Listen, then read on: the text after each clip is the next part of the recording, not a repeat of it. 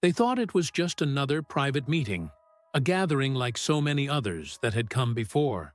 But those who were there, those who really listened, felt it immediately. Something was different. The air was heavier, the words carried more weight, and in the dim glow of the Vatican chamber, Pope Francis delivered a message that would haunt those present for the rest of their lives. He spoke of a vision not of war, nor of natural disaster, nor of some economic collapse, but of something far more terrifying, a fracture in the soul of a nation, a spiritual disease that would spread unseen, unfought, because few would recognize it for what it was until it was too late.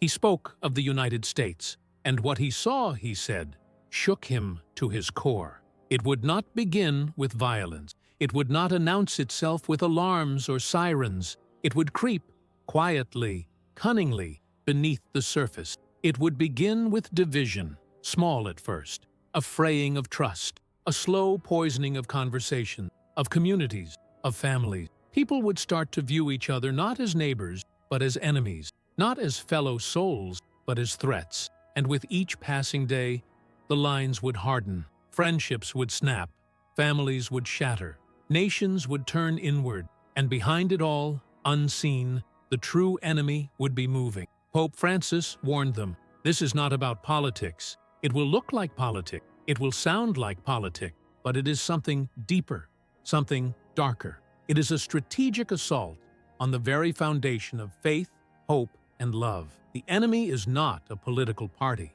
The enemy is despair. The enemy is hatred. The enemy is spiritual death. Francis spoke of a veil being torn within the American spirit, a veil that, once lifted, would expose a terrifying truth, that many had built their faith not on the eternal, but on the temporary, on comfort, on control, on the illusion of safety. And when those things were shaken, as they inevitably would be, the collapse of faith would follow unless something or someone intervened. Already, he said, the first tremors were visible. Already, the symptoms had begun.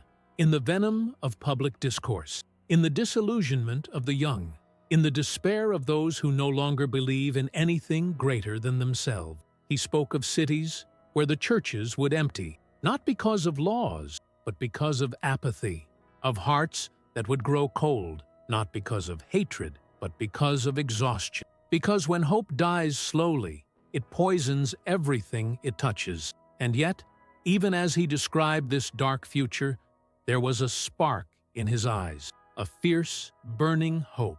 Because he believed that not all would be lost, he spoke of hidden seeds planted long ago, souls who, even amid the chaos, would not forget who they are, souls who would remember the songs of hope sung long before the world had turned gray, souls who would recognize the real battle and who would refuse to surrender. But he warned, the price would be high. Those who chose to stand would be misunderstood. They would be mocked. They would be hated. They would be called foolish, naive, divisive. They would lose friends. They would lose comfort. They would sometimes feel as if they were losing their own minds. Because in a world gone mad, sanity looks like insanity. But they would be the true warrior. Not the ones with swords and banners, but the ones with battered hearts and unbreakable hope. And so, the Pope said, those who would survive, those who would rebuild, must prepare now. Prepare your hearts, prepare your home, prepare your faith. Because when the shaking begins in earnest, and it will, there will be no time left to decide where you stand. You will either have roots deep enough to hold, or you will be swept away. The leaders of that meeting, many of whom had come expecting words of comfort, left in silence. No one dared to speak. The gravity of what had been shared settled on them like a shroud. And now, looking across the landscape of the United States, the signs he spoke of are everywhere. The polarization, the rage, the growing sense that something precious is slipping away, and no one seems able to stop it. It has already begun. But, and this is crucial, so has the gathering of the pillars. The ones who refuse to hate, the ones who refuse to despair, the ones who know that the real battle is not for political power, or cultural dominance. It is for the human soul. And you who feel this stirring inside you, you are part of it. You were not born into this time by accident. You are not feeling this disquiet by coincidence. You are being called, not to fear, not to rage, but to stand. To stand when it would be easier to fall. To hope when it would be easier to despair. To love when it would be easier to hate. This is the real revolution. This is the invisible war for the soul of a nation. And it has already begun. In the next breath, we will explore how the political divisions, the very ones we are witnessing explode all around us, were foreseen not merely as unfortunate accidents, but as carefully orchestrated steps in the spiritual unmaking of a people. And we will uncover what you must do now to resist being swept away by the coming flood.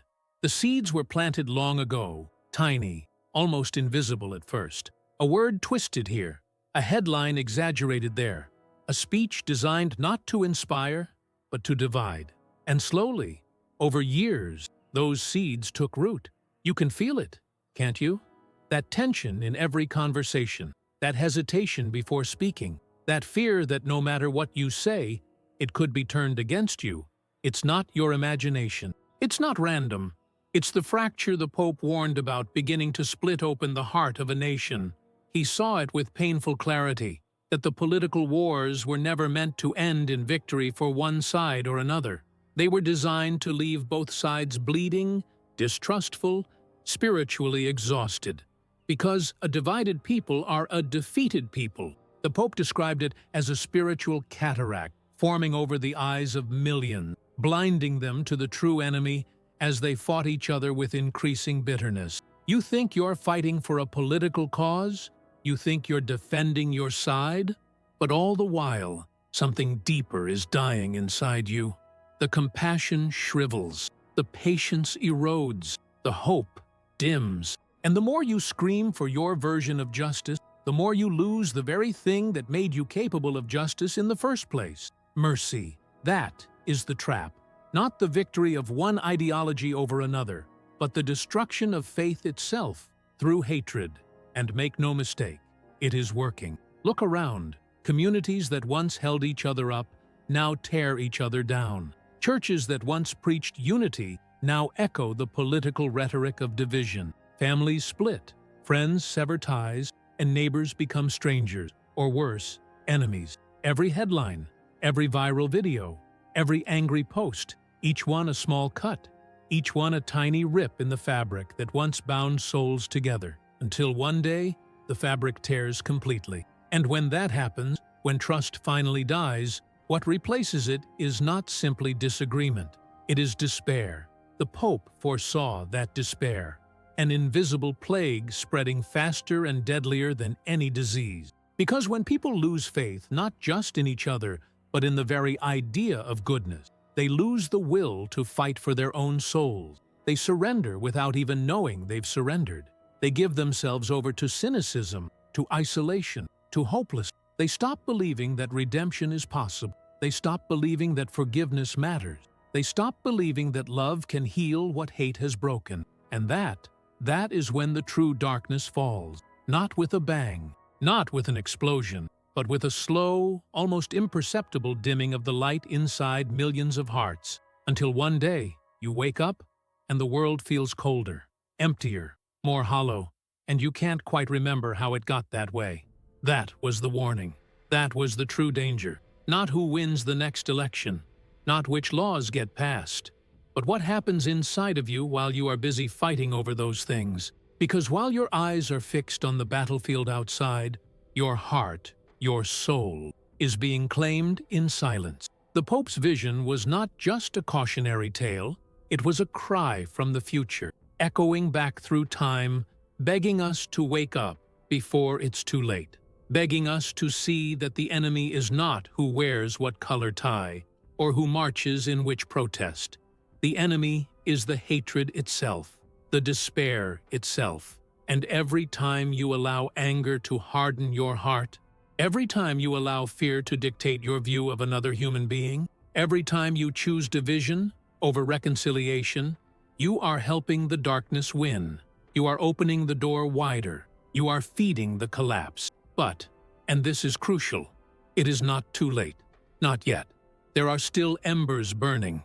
There are still bridges unburned. There are still souls who remember what it means to stand for something deeper, something eternal.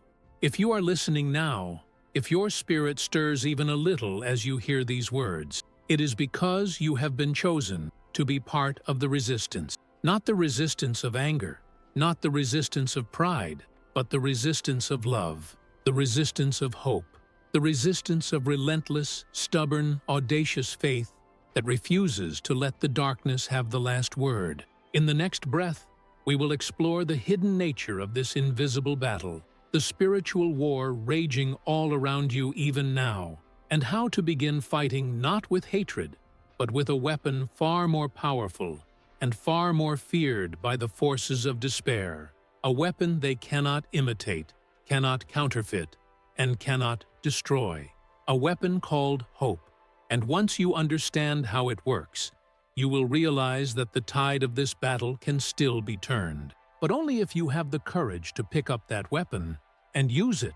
Most people imagine spiritual battles as grand, dramatic events, miracles flashing across the sky, armies of angels clashing in a fiery spectacle. But Pope Francis warned that the real war would be far more subtle, more deceptive, and infinitely more dangerous, because so few would even recognize it happening. The true battlefield is not out there. It is inside you, inside each of us. It is the quiet war for your spirit.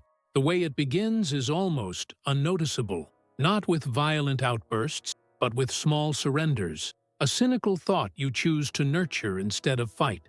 A moment when you choose comfort over truth. A time when you look away from suffering because it's easier to pretend it doesn't exist.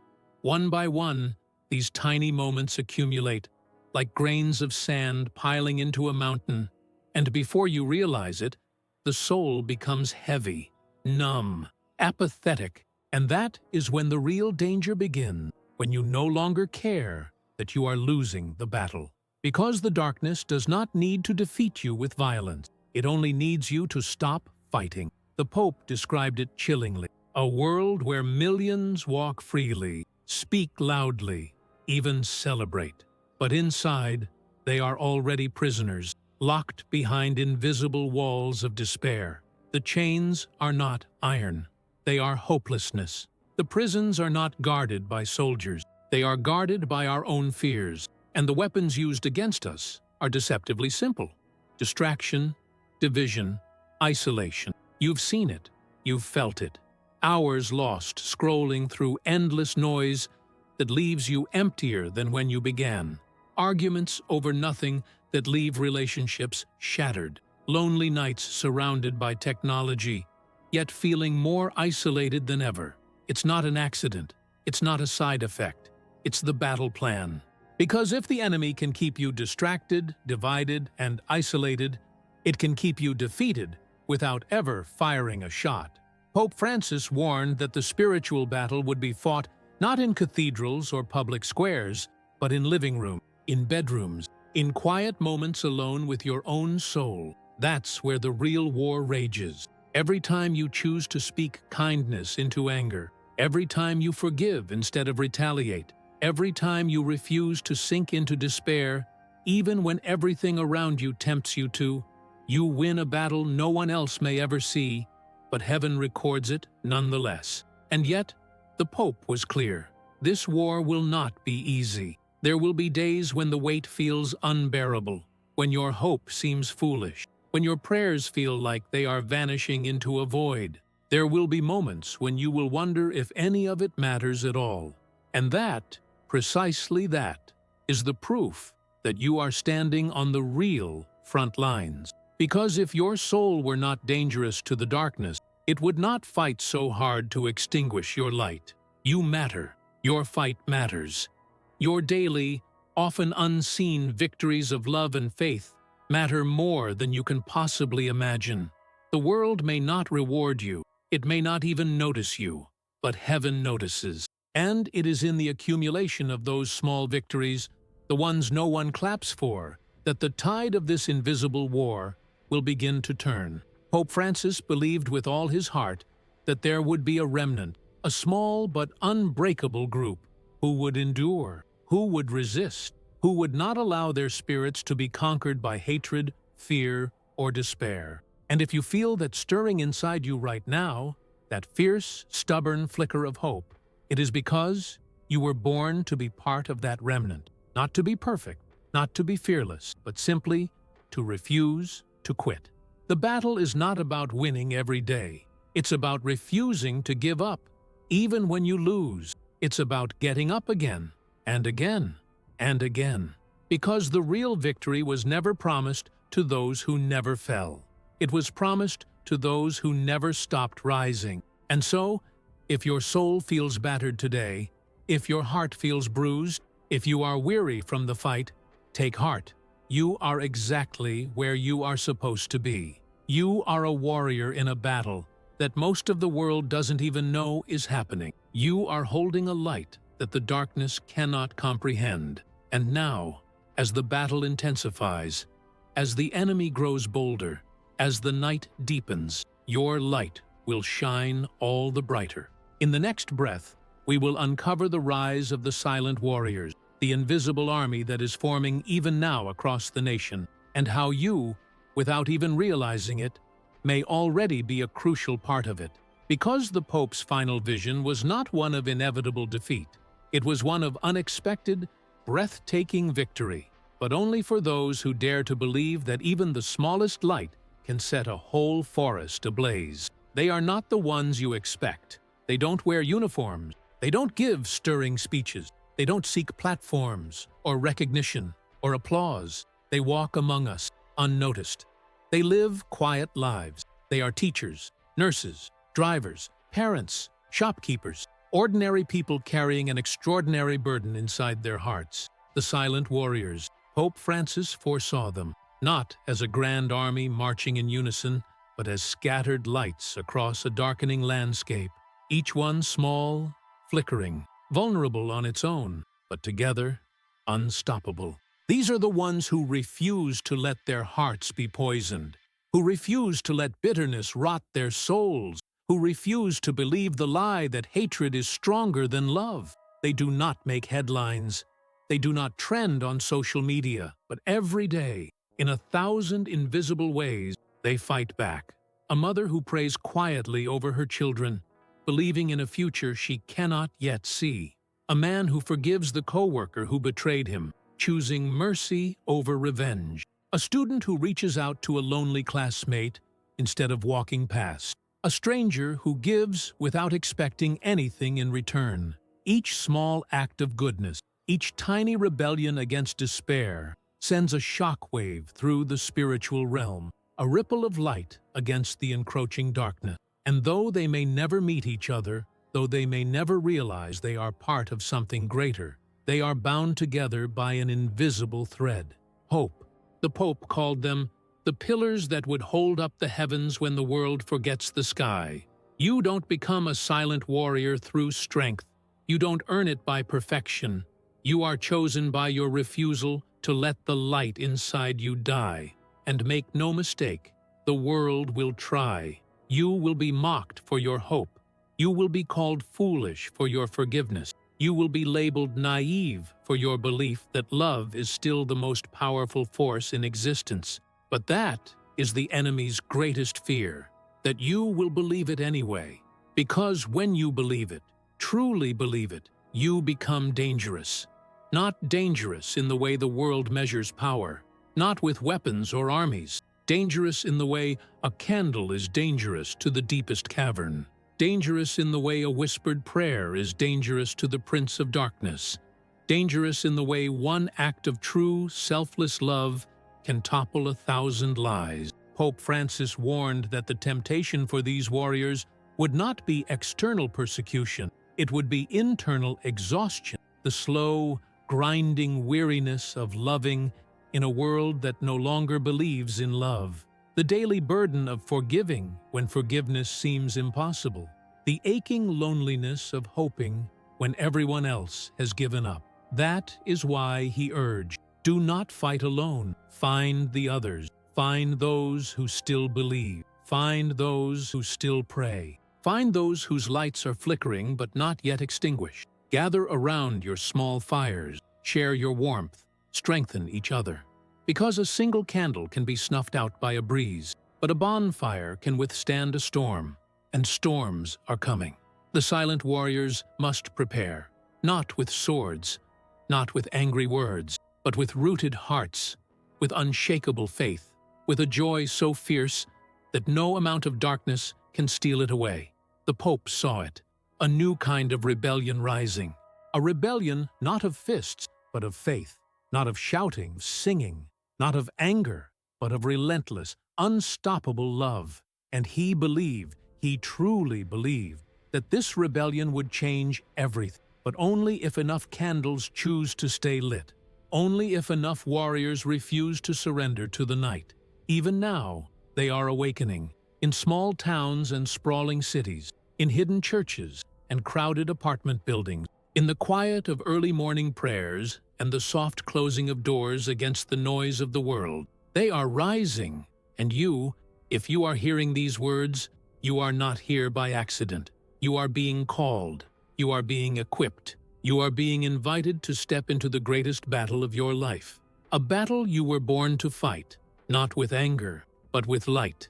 In the next breath, we will confront the final and most urgent part of the Pope's vision, the destiny of the United States itself, whether it will become the final beacon of hope in a world slipping into darkness, or a tragic warning written in the ruins of what once was, and the choice will depend on us. The Pope's final words about the destiny of the United States were not filled with anger, nor with condemnation. They were filled with grief and a desperate kind of hope. He saw the United States as a flickering torch in a world slowly succumbing to darkness, a torch that still had the potential to either reignite the spirit of humanity or be extinguished, plunging countless souls into despair. It would not be armies or leaders who decided the outcome. It would be the people, the silent warriors, the unseen guardian. It would be you, and the battle would not be fought with banners waving on fields of glory. It would be fought in daily choices, quiet sacrifices, simple acts of love that no one might ever see, but that would tip the balance of the world nonetheless. He warned that the enemy's strategy in America would be the same as everywhere else, but amplified, more cunning, more insidious. Division would be weaponized like never before. Truth would be blurred beyond recognition. Faith would be mocked, and the very idea of hope would be treated as naive, even dangerous. And it would happen not all at once, but slowly, subtly, until a nation that once spoke of freedom and light found itself chained by fear and choking on its own bitterness. Already, the signs are everywhere. Trust eroded in every institution. Neighbors eyeing each other with suspicion. Churches fracturing into factions. Communities isolating themselves behind walls of ideology, unable to find common ground. And through it all, an invisible current of despair growing stronger, pulling people inward, downward, away from each other and from the divine. The Pope did not shy away from the gravity of it. He saw that if the United States falls spiritually, not politically, not economically, but spiritually, it would send shockwaves around the globe. Because when a light that bright goes out, it leaves a void that darkness rushes to fill. But, and this is critical, he also believed that the story was not yet written, that there remained a window of grace, a sliver of time when hearts could awaken, when silent warriors could rise, when the tide could be turned. He spoke of a great reckoning that would come, a moment of profound choice when millions would be forced to decide, will I be part of the despair, or will I be part of the hope? There would be no middle ground. Neutrality would not protect you. The battle for souls would be so intense, so all-consuming, that every person would either be a carrier of light or a carrier of darkness, even if they never set foot on a battlefield or spoke a single word. It would be a war waged inside homes, inside hearts, inside the unseen places where eternity bends close to the whispers of mortal men. And for America, for all of us, the question was clear. Will we choose to be candles or shadows? Because if enough candles remain lit, if enough hearts refuse to be conquered by fear, bitterness, and despair, then the darkness cannot win. It will scream, it will threaten, it will rage, but it will fail, because darkness can never conquer light. It can only swallow those who choose to let their light go out. And so the choice, at the end of all things, is terrifyingly simple. Fight with love, or fall with hate. Hope fiercely, or collapse quietly. Believe stubbornly, or surrender silently. The destiny of America, of the world, hinges not on governments or elections or movements, but on the millions of tiny, unseen battles fought inside souls like yours and mine.